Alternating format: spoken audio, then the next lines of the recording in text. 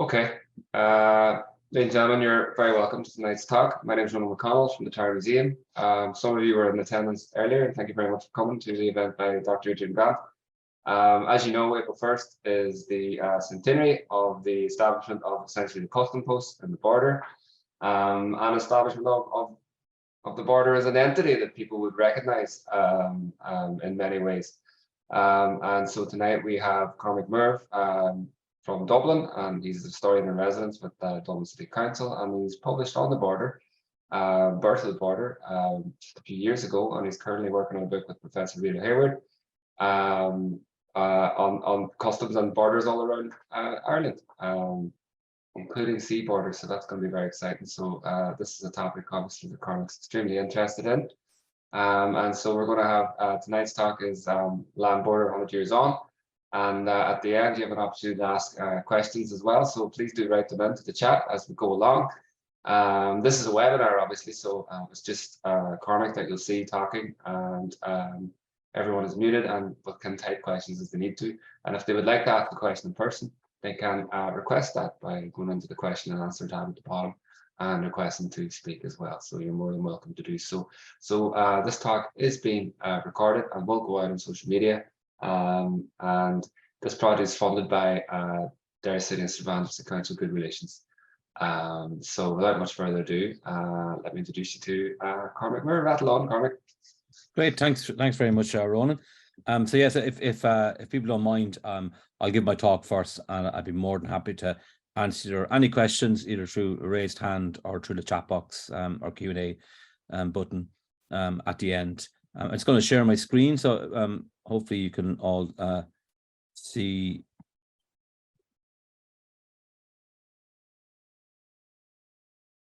Let's make sure.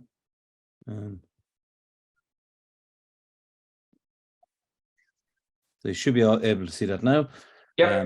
If you can't, please do let me know. So for many, the partition of Ireland only truly began with the establishment of the land border. Due to the arrival of customs barriers 100 years ago this week, actually, on 1st of April 1923. Before then, partition was seen primarily as an administrative burden. With the creation of a physical border through approved and unapproved roads, customs huts, customs officers, checkpoints, forms and signs, partition became real and tangible. Today, I explore how the physical manifestation of partition through the creation of a land border had arguably the largest impact in driving division between North and South in cementing partition. I look at how the nature of the border changed in the 70 years of the land border prior to the rollout of the EU single market in 1993. This is from the initial phase of adapting to a land frontier that had not existed before, from the smuggling industry developed during the 1930s economic war and of rationed goods during the Second World War, to the targeting of customs stations and posts during the IRA's border campaign of the 1950s, 1960s, and the enhancement of the border security infrastructure during the Troubles as the land border became a site of conflict. In contrast, the reduced levels of customs barriers as both Ireland and the United Kingdom joined the European Economic Community, the EEC, was part of a new phase of European integration that enabled closer cross-border relations between all member states, including Britain and Ireland, as well as North-South on the island of Ireland. The turn of the 21st century saw the nature of the land border transformed dramatically, becoming to all intents and purposes a frictionless border, as the deepening European single market accompanies the post-1998 Good Friday Agreement. The prospect of a hard border between the UK and the EU has been one of the most complex consequences of the UK's decision to leave the European Union following the Brexit referendum in 2016. With the prospect of some form of home rule for Ireland becoming realistic from the late 19th century onwards, there was much debate in Ireland and Britain on the future financial relationship between the two, if home rule was granted. Internationally, there also was much debate on the merits of protectionism versus free trade. Even if Ireland was not to be offered a different customs policy, the need to have its revenue counted separately implied the need for customs barriers to provide accurate information of what revenue was coming in and out of Ireland. Shortly before the Third Home Rule Bill was introduced in 1912, Arthur Griffith, in his newspaper Sinn Féin Weekly, claimed Home Rule would be a sham if Ireland was not granted fiscal autonomy and control over its customs and excise. Under the Government of Ireland Act 1920, there was to be no divergence in customs policies nor customs barriers between both Irish jurisdictions and Britain, as the British government claimed customs barriers would lead to increased division and prevent the eventual unity of Ireland, which it proclaimed was its ultimate goal. It was planned for the income of both Irish jurisdictions from customs and excise duties to be estimated as a percentage, based on population, of the overall income of the whole UK. For Northern Ireland, the only part of Ireland the Government of Ireland Act became operational in, customs checks were still put in place between it and Great Britain, however, to determine its allocation of customs revenue. And here you can see is a customs declaration form required to be completed on dutiful goods crossing the Irish Sea between Great Britain and Northern Ireland, and vice versa. Anyone shipping goods from Northern Ireland to Great Britain and vice versa throughout most of the 1920s and 1930s were subject to customs checks across the Irish Sea. In a Belfast newsletter article from April 1922 entitled "Why We Are Foreigners," it was reported that the British Postmaster General stipulated that any parcels posted from Great Britain to Northern Ireland and vice versa from May 1922 also needed to complete a customs declaration form with particulars of the contents for statistical purposes. While the Northern government defended such customs checks, used for the sole purpose of apportioning revenue, its Ministry of Commerce regularly had to issue statements to British media outlets about the misapprehension regarding the procedure to be adopted in shipping goods from Great Britain to Northern Ireland, as many British exporters believed Northern Ireland had the same status as the Irish Free State, where certain duties on goods existed.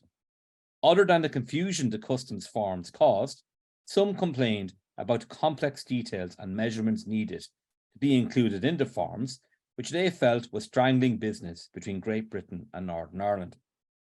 Fiscal autonomy was offered to Arthur Griffith, something he dearly cherished, and the Sinn Féin plenipotentiaries by the British Prime Minister David Lloyd George, just hours before the Anglo-Irish Treaty was signed in the early hours of 6th of December 1921.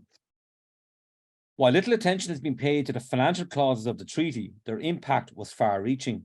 They allowed the Irish Free State to devise its own fiscal policies and tariffs separate from Northern Ireland and Great Britain. The provisional government of the Irish Free State, on the brink of civil war, asked the British government to act as agents of its revenue for the financial year 1922-1923 before it pursued its own fiscal policies. It then created the new Department of Revenue Commissioners and sought help from the British to train its staff and to provide templates and manuals on how best to run its revenue department. As a key symbol of independence, the Irish Free State was determined to diverge from the British fiscal space at the earliest opportunity. Although aware of the implications such a decision could have on the border between the Free State and Northern Ireland, the Free State government felt it had no choice if Northern Ireland opted out of an Irish customs union, but to erect customs barriers along the 300-mile-long land frontier from Lough Foyle to Lough Carlingford. Presented with a choice of remaining within the UK fiscal system or joining an all-Ireland one, Ulster Unionists emphatically chose the former. The Northern Ireland Prime Minister, James Craig, was totally opposed to and asked the Free State government to cancel customs barriers for all times, stating the Free State would be responsible for partition and not Northern Ireland. The nationalist-leaning newspaper, the Derry Journal, in what turned out to be a wildly optimistic editorial, wrote, "Far-seeing Irishmen versed in economic lore, while admitting the possibility of temporary inconvenience to home commerce, have no hesitation in declaring that the new system will, before long, work out for the country's benefit in terms of substantial improvement financially." On top of seeking fiscal independence from Britain and to generate revenue for the Exchequer, the policy was also an attempt to apply economic pressure on the nascent northern jurisdiction. the Free State-sponsored North-Eastern Boundary Bureau claimed the erection of a customs barrier would gravely imperil the future prosperity of Northern Ireland and would extinguish the enormous distributing trade Belfast does with the rest of Ireland. And here's an almost full page the Fermanagh Herald devoted to the claims from the North-Eastern Boundary Bureau. Like the naive and destructive Belfast boycott policy before it, many in the Free State believed the economic pressure caused by customs barriers would force the North to end partition. There are striking similarities between decisions made 100 years ago and today relating to the land border, including the British government's apparent indifference to Northern Ireland and Unionist interests, Ulster Unionist desire to remain closely aligned with Britain, strong opposition from key business sectors to the erection of trade barriers, and the lack of preparation on how such far-reaching decisions would impact on people's daily lives. The decision to introduce customs barriers was announced to the public in late February 1923, to be enacted just weeks later on 1st of April, leaving very little time for people and businesses to prepare. The arrangements were agreed between the Free State government and the British government, not the Northern administration, who had no control over customs and excise. In practical terms, the importing and exporting of merchandise across the border was prohibited, except through designated routes and at designated times. And here's a list of approved roads, customs stations and boundary posts published by the Derry Journal. Customs stations were opened for the clearance of merchandise between 9 AM and 5 PM daily, except on Sundays and public holidays. Farm produce was exempted, as was the removal of household furniture and small domestic supplies of non-dutiable goods. Cross-border roads were labelled as authorised concession or unauthorised, unapproved. Every railway line crossing the border was approved for importation and exportation of merchandise. People wishing to move merchandise across the border had to submit a carrier's report to customs officials, where the actual goods were tracked against the documented amount and the relevant fees were then gathered. Although there was free movement of people due to the common travel area agreed between the British and Irish Free State governments earlier in 1923, those who crossed the border had their person and personal effects examined to prevent smuggling. There was widespread disapproval of the decision, north and south, particularly from those closest to the border.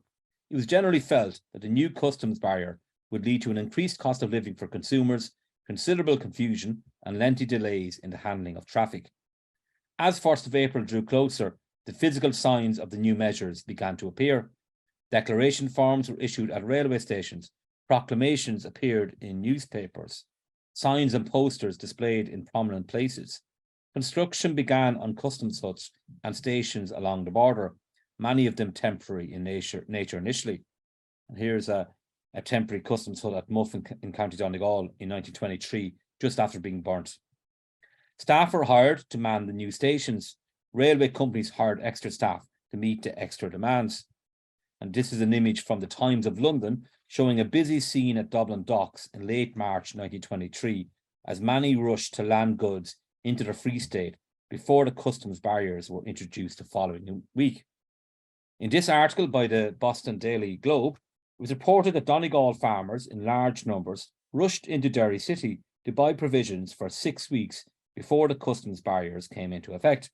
The newspaper wrote that on 31st of March, throughout the forenoon, the Strand and other business thoroughfares in the city of Londonderry presented an unusual scene of activity, there being a continuous stream of motors, lorries, and farmers' carts, all heavily laden with flour, groceries, and foodstuffs. The railroad companies added extra midnight freight trains in order to cope with the flood of goods. Here you can see a notice from a wholesale drapery firm in Derry decided to close down before the customs barrier came in, holding a half-price clearance sale in the city before 1st of April. Days after it was introduced on 1st of April, the real effects of the customs barriers began to be realised. The new arrangement led to increased congestion at ports and border controls, with goods awaiting clearance leading to heavy losses and disruption to businesses. It resulted in the closure of some border companies reliant on cross-border trade. The customs barriers severely curtailed the movement of residents along the border. Railway services suffered considerable disruptions, with some lines zigzagging the border on numerous occasions, with customs examinations expected for each crossing. For example, a train running from Clonus to Cavan crossed the border 6 times in 8 miles. Common sense soon prevailed, and it was decided to curb the examinations to just the first point of entry beyond the border. The trade barriers introduced in 1923 had a negative impact on trade between North and South. In one high-profile example, Henry Ford cancelled a visit to Ireland in protest over tariffs and customs barriers, claiming he'd hoped to build cars for all of Europe at his Cork factory, but moved his car-making operation to Manchester instead, due to the Irish Free State trade barriers. The consequences of the new measures were most keenly felt by the border counties, Donegal economically cut off from Derry, Down and Armagh from Louth. The once vibrant commercial town of Clonus in Monaghan slumped economically as shoppers stopped crossing the border from many places in Fermanagh and started shopping in places like Enniskillen instead. Some industries, such as tobacco and confectionery, saw immediate benefits from the protectionism offered by the customs barriers, with English companies such as Imperial Tobacco and Cadbury's subsequently building factories in Dublin to supply the Free State market, hiring thousands of people in the process. The creation of the land border in 1923 undoubtedly added a high degree of permanency to partition. The physical machinery of the customs barriers helped to cement it. Up to this point, partition was seen by many as just an administrative burden. It hardly impacted on the daily lives of people. The introduction of the customs barriers made it tangible and real. This formalisation of the land border saw long-established economic and social ties drastically impeded. As such, it was that much easier for the Boundary Commission to retain the status quo in 1925. The confusion and complexity of creating a land border in 1923 offers notable parallels with what happened in 2021 when the Irish Sea border became operational through the Protocol on Ireland, Northern Ireland. It also helps explain why unionists are concerned at the long-term effects of such disruptions on economic and social ties between Britain and Ireland. The Economist hoped in 1923 that economic and political wisdom would save Great Britain, Northern Ireland and the Irish Free State from the costly and irritating burden of a land customs frontier extending over hundreds of miles. As customs barriers were about to be introduced, the Economist claimed that while they may not lead to a trade war, they could preempt the Boundary Commission's decision on changing the border. The Free State government also accepted that the creation of a land frontier may be regarded as stereotyping the present boundary line between the Free State and Northern Ireland, and might to that extent prejudice our decision before the Boundary Commission.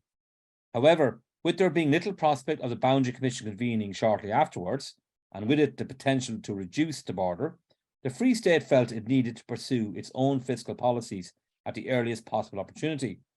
As customs barriers were being erected in March 2023, Ulster Unionist MP Herbert Dixon stated that if it suited the government of the Free State to put up a Chinese wall around themselves and sit as mandarins inside it, that was their funeral, not ours. He also hinted at how the decision could impact on the Boundary Commission, saying if they carried out their intention, it would dispose of the boundary question. If it ever existed, they were going to set up their posts at certain places, thus creating a boundary and recognising it. What court of law could then proceed to say that it should be elsewhere?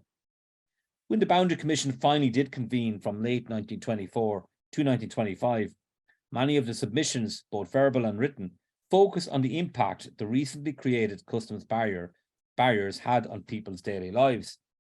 In a submission to the Boundary Commission, a Derry Boundary Subcommittee claimed many Derry traders were forced to establish temporary premises in Donegal to retain their previously held trade.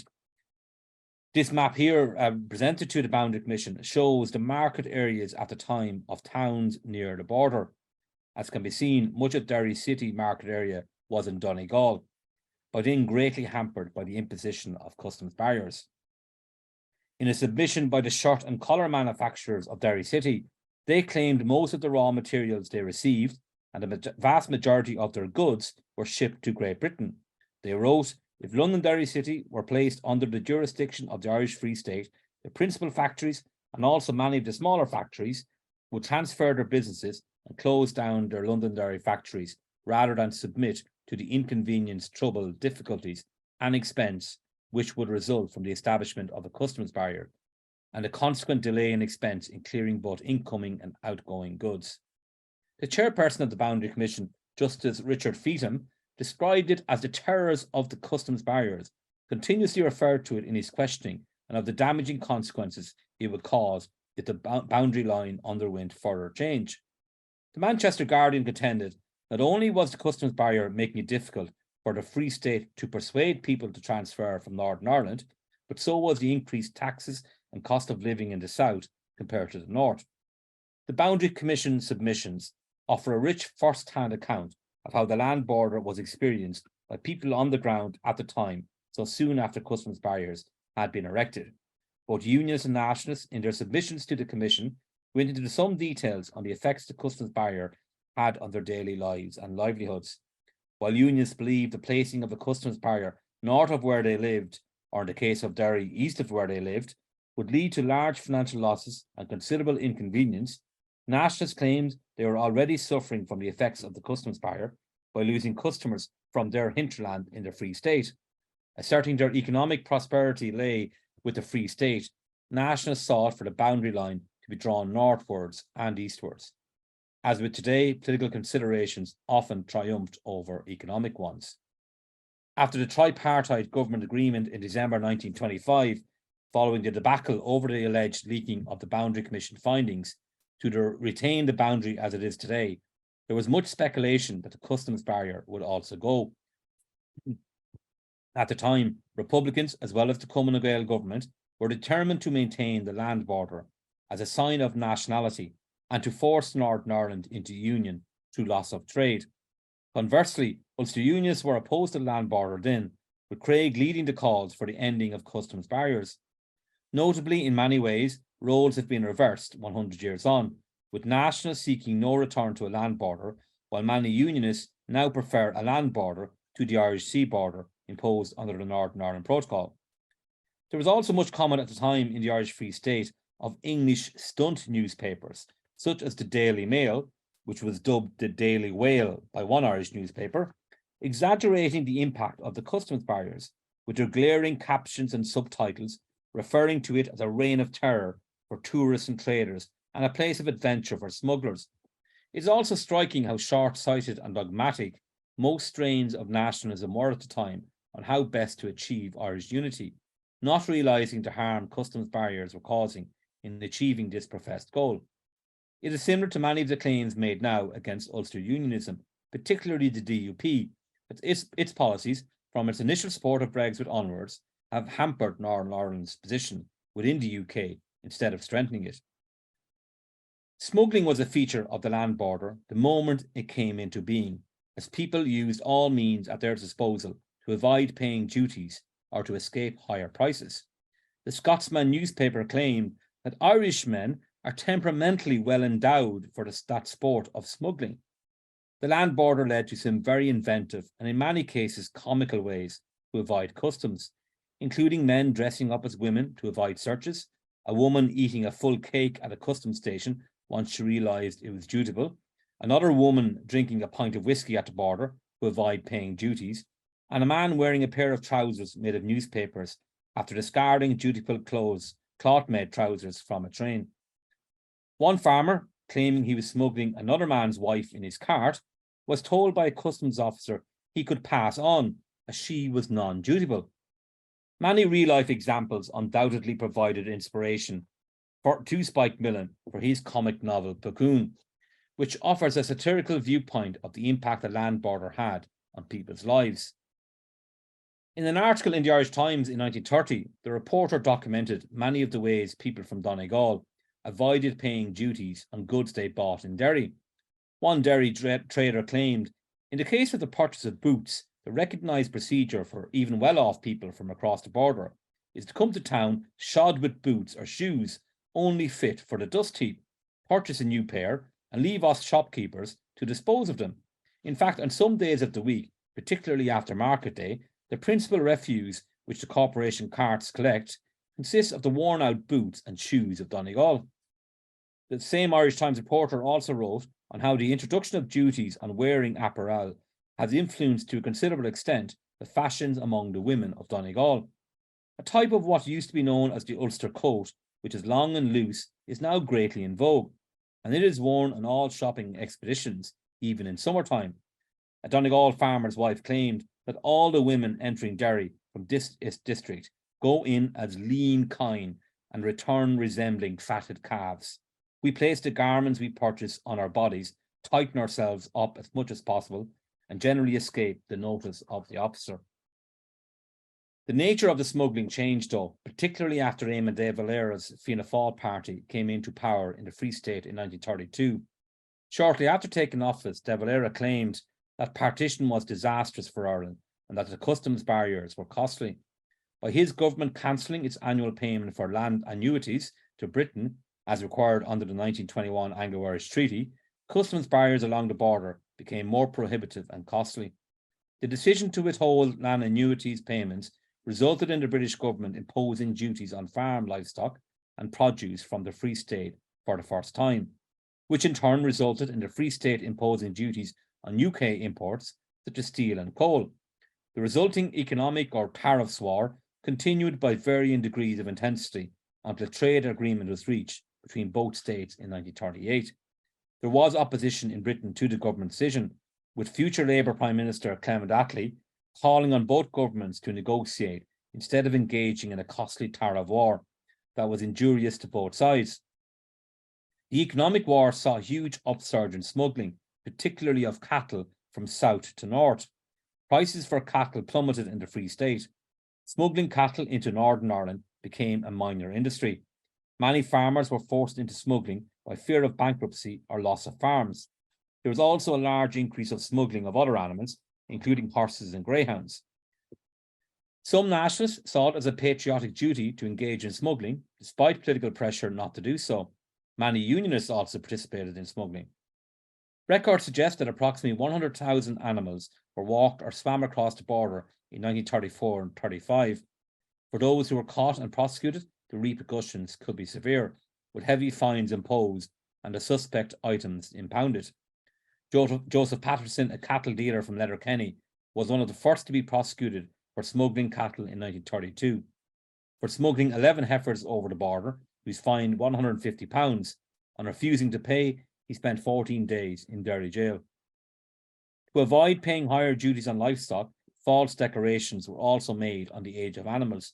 Customs officers were later trained how to tell the age of cattle by examining their teeth and observing the suckling status of pigs. The Daily Mail embarked on a crusade in the 1930s, lambasting the British government for its feeble efforts in preventing cattle smuggling, which was damaging loyal Ulster farmers, and recommended a wire fence along the frontier, coupled with a strict system of visas and papers and a much larger force of customs officials. To curb the wide scale of smuggling, the British government introduced the Finance Act 1934, which created a prescribed area adjoining and within 40 miles of the land border, where any person in possession of uncustoms goods could be required to furnish proof that the goods were not imported from the Free State or that duty had been paid.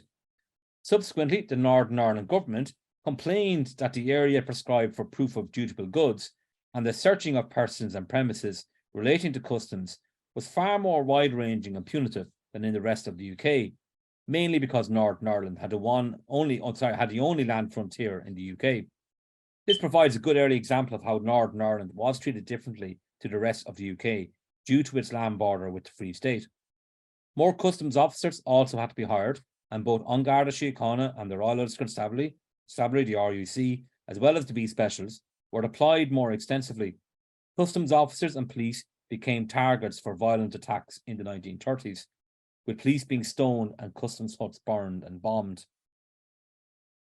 In negotiating the Anglo-Irish Trade Agreement of 1938, Britain urged the Irish Free State to accord special trading concessions to Northern Ireland, both as a gesture of conciliation and to stem protests from Northern Ireland politicians. However, De Valera argued that such a concession would give Northern Ireland the best of both worlds, partition plus a favourable opportunity of expanding its trade in Éire, opening the floodgates to intrusive competition. In the end, no concessions were made for Northern Ireland in the treaty by the Irish state. Similar debates about whether Northern Ireland should be granted the best of both worlds were very present in the initial development of the Protocol on Northern Ireland. With the signing of the Anglo-Irish Trade Agreement in April 1938, most people hoped there would be less duties and a more invisible border, decreasing the amount of cross-border smuggling as a result. While there was a big fall-off in the smuggling of cattle, the nature of duties and subsequently smuggling changed due to the onset of the Second World War. During the war, smuggling became more prevalent than before. With strict rationing of goods in both jurisdictions, even though the 26 counties were neutral during the conflict, smuggling occurred frequently on both sides of the border. There was widespread smuggling of household items. Many Northern Irish residents travelled south on the sugar trains or the butter express. Much of the smuggling during the Second World War was conducted by women. In one instance reported by the Daily Mail, hundreds of pounds worth of beauty products were seized at the border in 1942, resulting in girls bursting into tears when they were asked to hand over boxes of powder and lipstick of fashionable brands which cannot be bought in Britain. The availability of luxury clothes and cosmetics from the 26 counties during the war was also demonstrated too when two male RAF officers were caught at Balik in Fermanagh after crossing the border with a large quantity of ladies' corsets and stockings.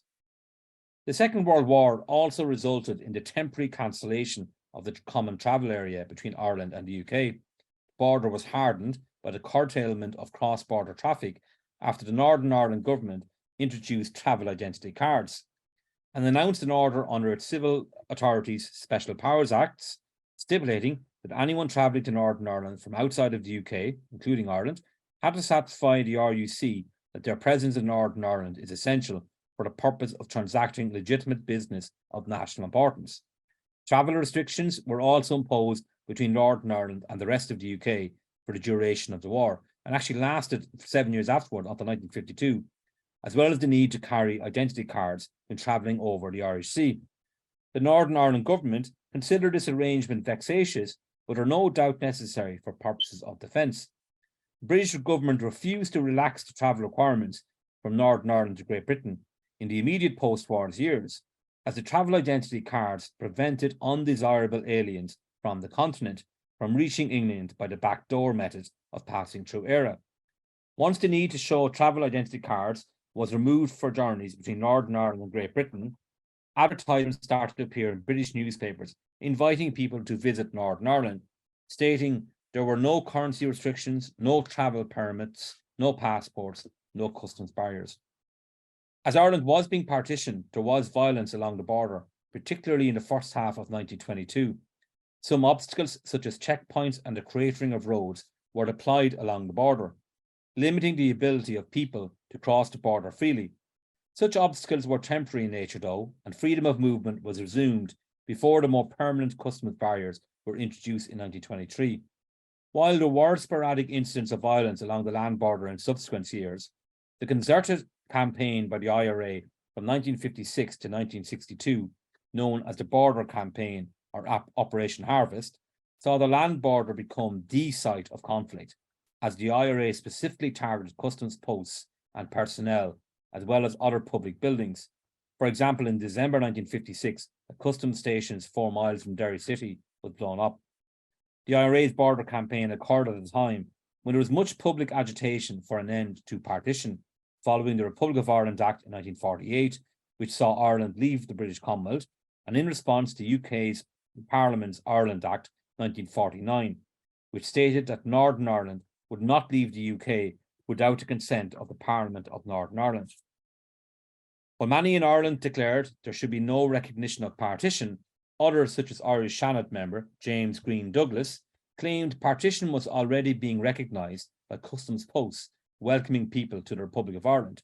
He also commented on the ridiculousness of claiming Eire comprised the whole island of Ireland on the one hand, through Articles 2 and 3 of the Irish Constitution, and notices at the land border informing visitors they were entering Eire on the other. He reminded his fellow TDs that diseases such as tuberculosis and foot and mouth do not recognise borders or customs posts, something also regularly referenced in recent times during the foot and mouth outbreak in the early 2000s and during the COVID-19 pandemic more recently. Douglas called for all island cooperation and special preferential tariffs for goods made in Northern Ireland. With the IRA destroying infrastructure around the border and some customs stations in general need of repair, debates took place in the Oireachtas on the merits or not of repairing custom stations, with some claiming that doing so was a form of recognition of partition, while others stated that while partition and the border exists, it was important to create a good first impression for visitors entering the state at each first point of entry. The Northern Ireland government responded to the IRA's border campaign by authorising the RUC and British Army to barricade, block or create roads along the land border to prevent the IRA from crossing it. Spikes taken from trammer railway lines were also used for the first time. From 1956 to 1962, over 200 roads were closed, leaving only 16 points of entry between the two Irish jurisdictions. While the road closures negatively impacted on the daily lives of farmers, doctors, traders and choppers along the border, most unionists welcomed the disruption the closures had on IRA activity, while nationalists complained of the problem caused by the closures. As customs checks were being diminished due to Ireland and the UK's entry into the EEC, ease of movement across the land border remained prohibitive at the time, mainly due to the Troubles, when the land border was constituted as a security as well as a customs barrier. On reading Colm Tóibín's Bad Blood, A Walk Along the Irish Border, his memoir of walking the border in 1986, it is striking that the prominent physical features of the border he remembered were military ones: spikes, cratered roads, watchtowers, checkpoints, British Army personnel and transport, and not related to customs. There is little mention of customs stations and officers, of signs and forms. The militarisation of the border had taken over from the customs barrier. The land border as a site of conflict was visible through the deployment by the Irish Army of field hospitals and refugee camps at the border, the attacks on customs stations and officers, and the cratering and spiking of roads by the British Army to prevent IRA incursions across the border. Locals responded by filling in craters and removing spikes, a process that was repeated many times on some border crossings. Military checkpoints, as well as army watchtowers, and in some cases barbed wire, were features of the northern side of the border for much of the Troubles. In one of the worst incidents of 1972, the deadliest year of the Troubles, an IRA bomb detonated prematurely at the Newry customs station, killing 3 IRA members and 6 civilians. 4 of them were customs officers. There were also incidents of the British Army crossing the border, travelling to customs stations in the 26 counties that were a considerable distance from the actual border.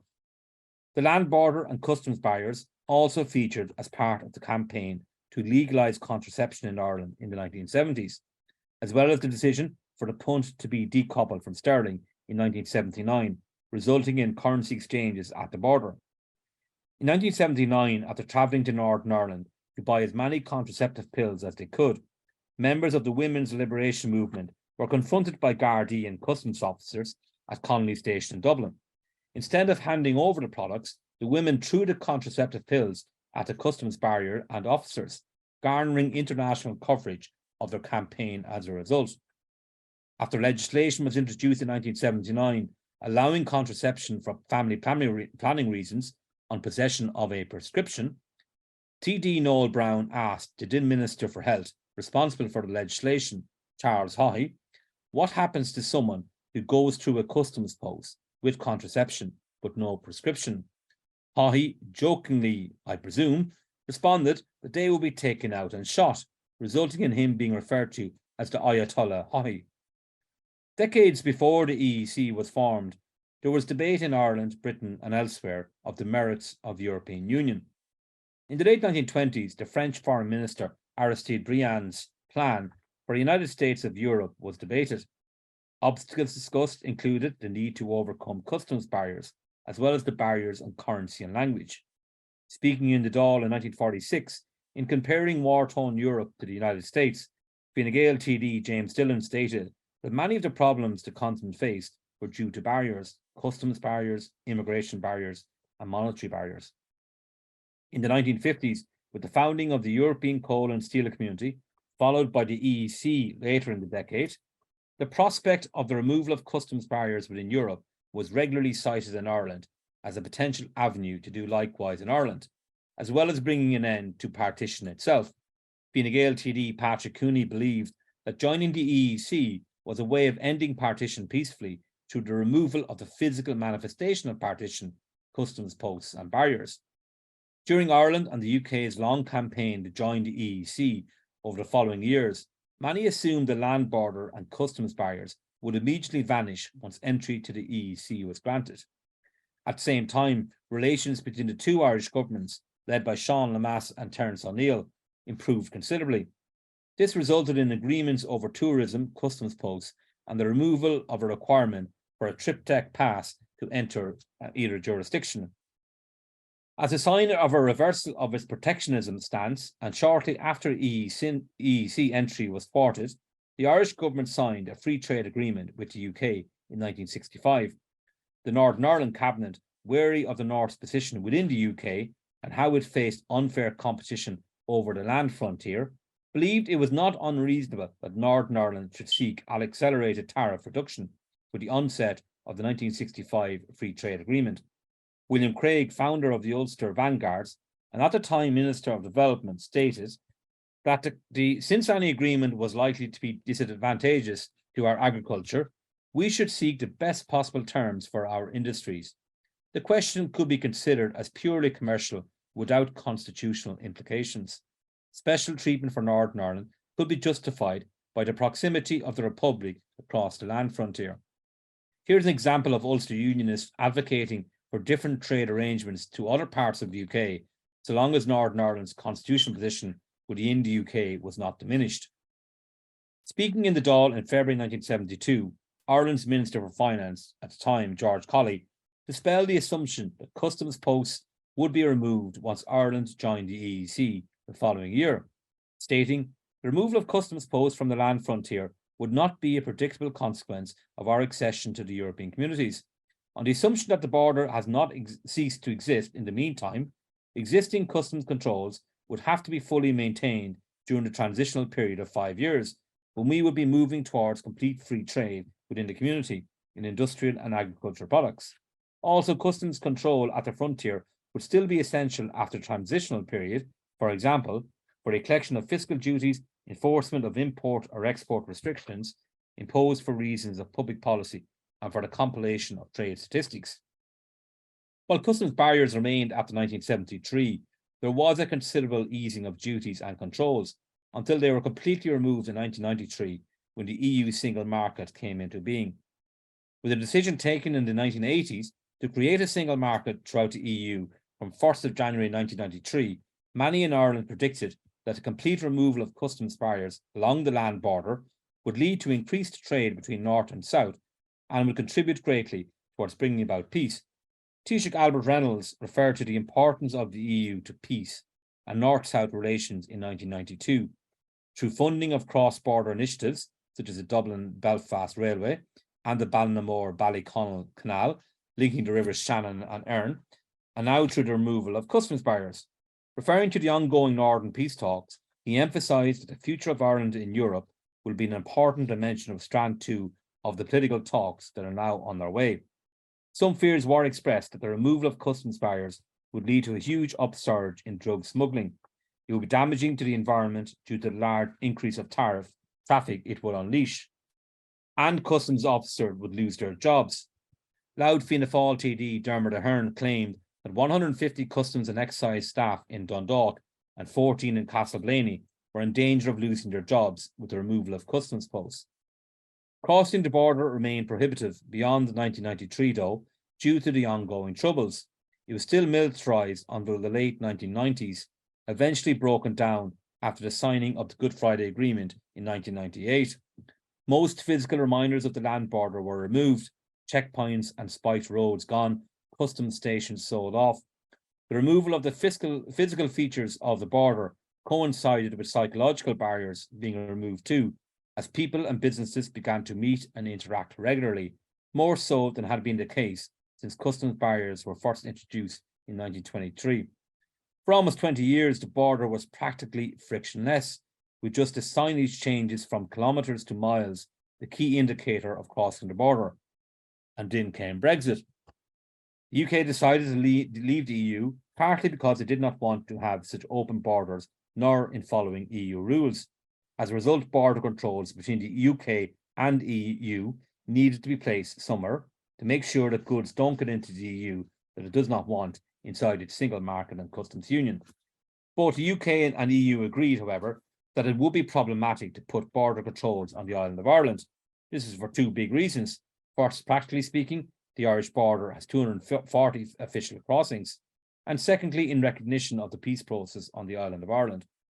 A further complicating political reason not to draw a hard border was that Northern Ireland voted in a majority to remain. This is particularly true of nationalists, 85% of whom voted remain. Challenge was then how to manage border controls between the UK and EU without putting them on the island of Ireland. The UK and EU set as one of their top three priorities in the negotiations to withdraw from the EU the border implications for Ireland.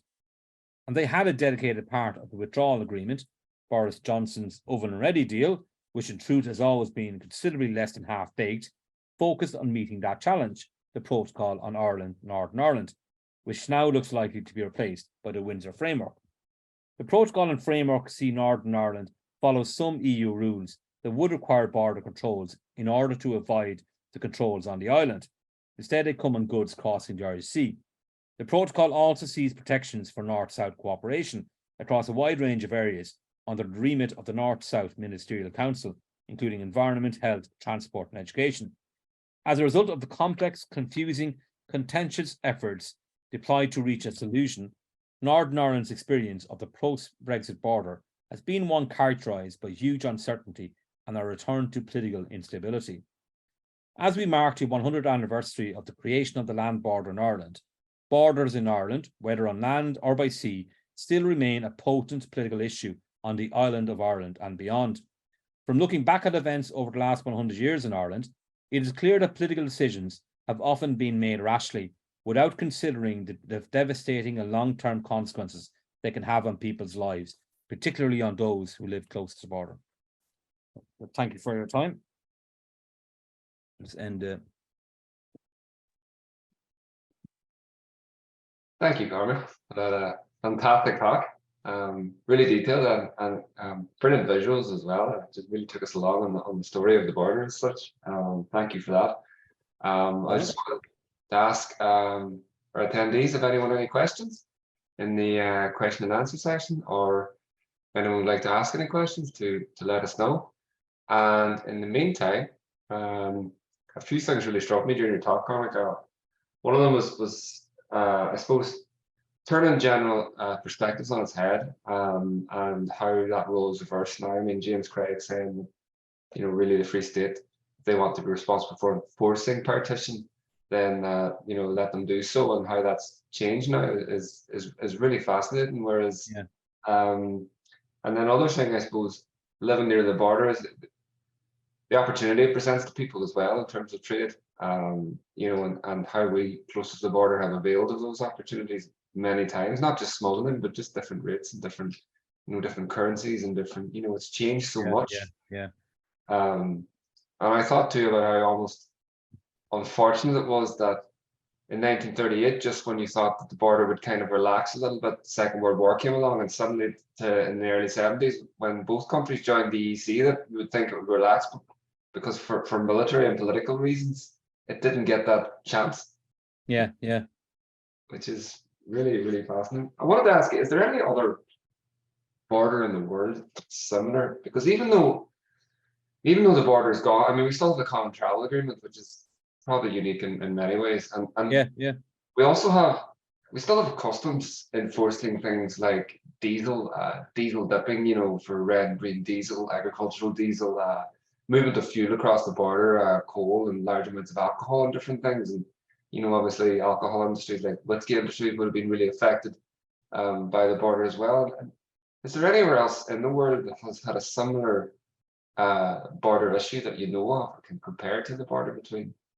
I wouldn't consider myself an expert on borders around the world, but there are so many borders, you know, and they all have their own rules and regulations. You know, they're all unique and they're all the same, I suppose, not they're unique, if you know what I mean. The one key kind of part of the Irish border that's striking is that there's no real natural kind of geographic feature that actually makes the border easier to manage or control. It's a very unusual border in that way. Like if you could compare, say, Norway Swedish border, even though it's a lot longer, like it's you're talking about, I think, over 1,000 miles or maybe thousands of miles, but it's kind of a straight line. There's actually also a lot of cooperation between the Swedish and Norwegians. They actually swap over with each other, their officers. So there's a lot of sharing of intel. So it operates very smoothly. Whereas the history of our border would suggest otherwise. And it's so easy. It's so porous, the Irish border, because it's it's going through fields, it's going through houses, it's going through lakes. It's a very difficult border to manage, and that's even throughout this 100 years when there was customs barriers. The British government often had to put in controls on the Irish Sea because they saw it too easy to get through the Irish land border. So they need, like the Second World War, for example, they continued to travel identity cards long after World War II ended from Great Britain to Northern Ireland, because they felt it was too easy to cross the border and it was too difficult to manage. Even during the Troubles, the British Army accepted they could never manage the actual land border. It was just too porous because it's just so windy, and it's so it's such a difficult border to map, really. Yeah, and I suppose in many ways another question I want to ask is, I know a lot of people make jokes about Boris Johnson's half-baked up and ready Brexit idea, but in many ways, the 1923 border agreement was very much half-baked too, wasn't it? I mean, absolutely. There's a lot of unresolved issues that still aren't very clear about the border and where it should be and what it means, particularly in terms of water in different places. Yeah, but look, we were talking before the webinar began about Loch Fyne. That's never been delimited, really. We don't know where the border is in Loch Fyne or Loch Carningford. So it's and that has led to a century of disputes, basically, and people contesting where which fish are Irish Republic fish and which are Northern Ireland fish. It's an ongoing battle, really. But yeah, even the drawing up of the actual customs barriers was very confusing. There was so little time, like 6 weeks to prepare to actually build custom stations, to have loads of signs, agree on what the approved roads were, which were the unapproved roads. Agree on hire people, obviously there's customs officers, the whole situation with railways. It was just it was done so quickly, and it was really confusing, and there was constant problems happening after it was implemented, and and they continued on for years. Yeah, Mary Crowley's just commented just went that she has a late mother's travel ID card and work permit when she came to live in Derry, and just thought, in living memory, the travel ID card seems to be something that people really remember as a real pain, which is really interesting because almost before that, it seemed like the border was an opportunity to smuggle. Obviously, we were caught, different things, but yeah, travel identity card was a particular unique statement that didn't exist before, and which probably caused a lot of damage socially and politically, even though it was required. Yeah, no, absolutely. This is Marie's mother was during the Second World War, was it? So yeah, well, probably soon after that, I would imagine. Yeah. So yeah, that travel identity card, and we have quite a lot in our museum collection as well. Not just you needed it if you were a football team heading across to play a game. Every single player needed a travel identity card. Yeah. Oh no, it was just so much disruption and kind of impeding kind of social ties that had been developed over decades. Yeah, and thank you, Cormac, for that talk. 1941. There you go, during the war. Yeah. And thank you for the focus too on the council area as well. I wasn't expecting that. I was expecting more generalized border talk, so I'm really grateful for that. And I love the story about the Donegal farmer's wife with the Ulster coats. You can imagine all the Donegal women in Derry with their long coats and full to the brim of goods. Yeah, even eating the cake, at the border, the cake, The local it's full of sugar, confectionery yeah. product. They That, would that do. comes to mind, if I can't have it, no one's going to have it, Yeah, yeah, So, no, it's fantastic. And I suppose, in many ways it defines a particular community of people that live along the border and avail of it. And I suppose something that we often hear from people that live in Dublin or even further south is that they never really traveled, they never really came north or traveled across the border. It was just this kind of barrier to them. yeah, yeah. Everything that was happening in the north. And so a lot of them wouldn't even have experience of crossing the border, which a lot of us do, particularly in terms of soldiers being there as well. Yeah, So yeah. it's a very unique thing, I think, for a lot of But people. say even traveling to Donegal, it wasn't just crossing the border once; it was crossing the border twice. So Yeah, if you come from Dublin, for example, it was yeah, it was complicated. You can understand why people didn't cross the border. It was yeah, yeah. And I suppose a personal reference, my grandfather had a lorry company in Letterkenny, and one of the things that they had to do crossing the border was to seal their lorries with wax. Put a wax seal on the lorry as you cross the border, say at Lifford. And if that wax seal was broken, by the time you got to Monaghan, you were in big trouble, So it was a way yeah, of yeah. making sure that you didn't stop and do anything to put a wax seal. Yeah. Well, that didn't happen immediately, but the sealing, and say for trains, for example, like Yeah, they had to seal if they're going, say they're going from A to B, but they had to cross the border to go from A to B, even though A and B were in the same jurisdiction.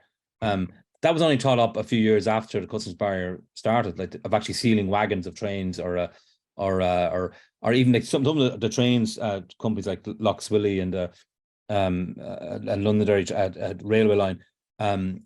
So they have different carts for where you could sell products from the Free State or you could sell products from Northern Ireland. So when you're in Northern Ireland, you have to open up certain carts, close the other, seal the other ones, and then you do vice versa when you go across the border. Because sometimes like alcohol would cost more on one side of the border over the other. Sugar goods would cost more once. So it was very complicated for railway staff. So even in carts, the trolleys that people are talking about at the moment to have back again on trains. Like yeah, that was really complicated to sort that out. What do you do when if you've got a cart and it's selling chocolate bars, for example? Like a chocolate bar costs more in one jurisdiction than it does another because it's dutiable. So how do you solve that problem? So all of these like ridiculous things you wouldn't think about all came up when these customs barriers come in. yeah. That's amazing. It must have been a real headache to think about. And Exactly. Yeah. another situation when the border was created in 1923, it wasn't a symbol of identity that it is for many people today. I mean, in many ways, of course, if you're from different Republican or loyalist areas in the north, you still identify with, but identifying as a country became much stronger Yeah. as the border continued. And I suppose that is a very unique difference today than it was in 1923, because the idea of a country was very new to both sides of the border back then, whereas now Yeah. it's very much established, and brings its own complications, I suppose, 100 years on. I suppose if partition is to have an image or a picture, it is a border, isn't it? The border check. It's customs. It's checkpoints. If you think of partition, that's the first thing that really comes to mind, isn't it? As an image of partition. So that's to me. That's why I put great store into researching this part of partition, because it's to me it's the most important part of it. It's the one decision that really impacted on people's daily lives more than any other decision, and Yeah, had a big effect. yeah. And one final thing, I suppose, I just wanted to comment on. We had an exhibition called Dividing Ireland, which was about partition. And we had members of the community that came in and they observed it. They went, Ireland wasn't really divided. It didn't exist before then. So the idea of partition itself, in many ways, is very controversial as dividing something that didn't exist, and trying to think of another way of trying to describe what it was, which Yeah, was yeah. really interesting comment from people as well, So I suppose they're both inextricably linked. But anyway, that's a conversation another day. Cormac, I'll leave it at that. I don't think we have any more questions. I'm going to put this talk out live on the 1st of April. Not live, playback. Yeah.